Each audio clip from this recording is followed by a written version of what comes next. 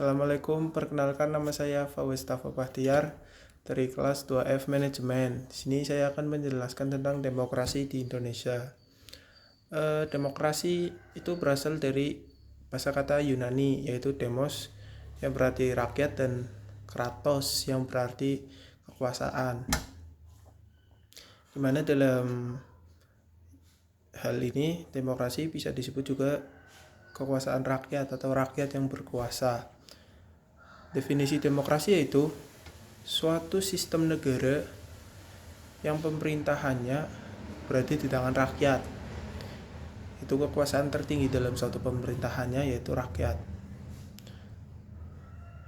Menurut Jimmy Asidki menyatakan bahwa dalam sistem partisipatory demokrasi, kedaulatan rakyat itu mengandung makna kekuasaan pemerintahan, berasal dari rakyat, untuk rakyat, oleh rakyat, dan bersama rakyat.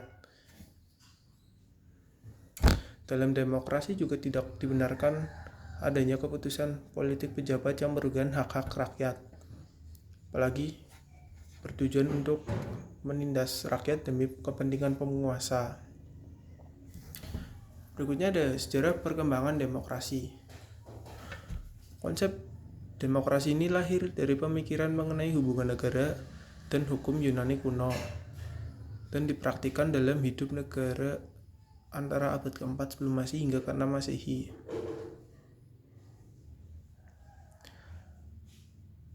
Demokrasi yang dilandaskan pada waktu itu ialah demokrasi langsung, yaitu seluruh warga langsung terlibat dalam pengambilan keputusan. Gagasan demokrasi lenyap setelah bangsa Romawi dikalahkan oleh suku Eropa Barat. Demokrasi mulai dihidupkan kembali pada zaman Renaissance atau pada abad ke-14. Puncaknya itu pada ke-14 dan ke-16 Masehi. Renaissance adalah aliran yang menghidupkan kembali minat pada sastra budaya Yunani kuno. Bentuk-bentuk demokrasi. Secara umum, para sarjana membedakan demokrasi dalam dua jenis, yaitu demokrasi langsung dan demokrasi tidak langsung. Demokrasi langsung biasa disebut direct demokrasi dan demokrasi tidak langsung biasa disebut representatif demokrasi.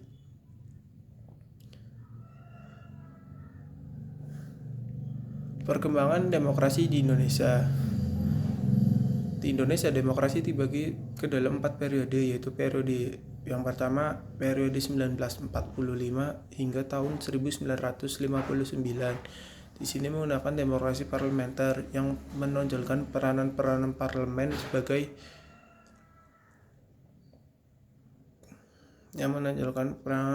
parlemen sebagai kekuasaan tertinggi. Yang kedua ada periode 1999 hingga masa sekarang. Yang kedua ada periode 1959 hingga 1965.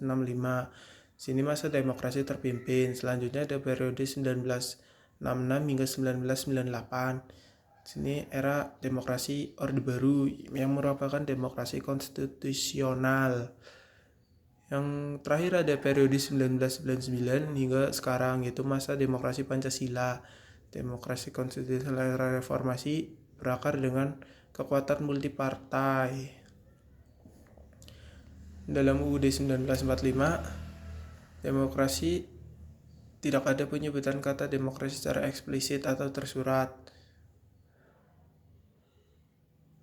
Secara umum di dalam sistem pemerintahan yang demokratis senantiasa mengandung unsur yang paling penting, yaitu mendasar. Yang pertama ada keterlibatan warga negara dalam pembuatan keputusan politik. Yang kedua ada tingkat persamaan tertentu di antara warga negara. Yang keempat ada suatu sistem perwakilan, dan yang kelima ada sistem pemeliharaan kekuasaan mayoritas. Sekian, terima kasih.